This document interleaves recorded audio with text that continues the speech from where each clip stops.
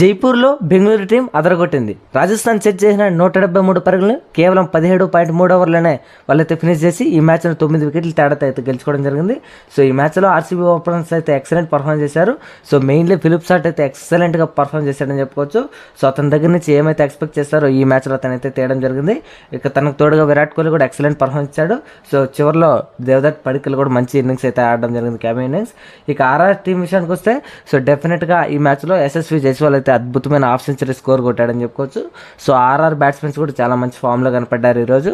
So వాళ్ళైతే ఎక్కువ run score చేయనప్పటికీ అందరూ చిన్న చిన్న క్యామియోస్ అయితే ఆడారు.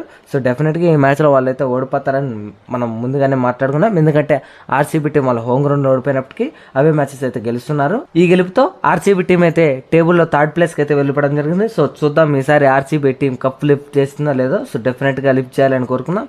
సో మీరు కానీ మన ఛానల్ కొత్తగా వచ్చినట్లయితే మన ఛానల్ సబ్స్క్రైబ్ చేసుకోండి. అలాగే మీ ఫ్రెండ్స్ అండ్ ఫ్యామిలీకి షేర్ చేయండి.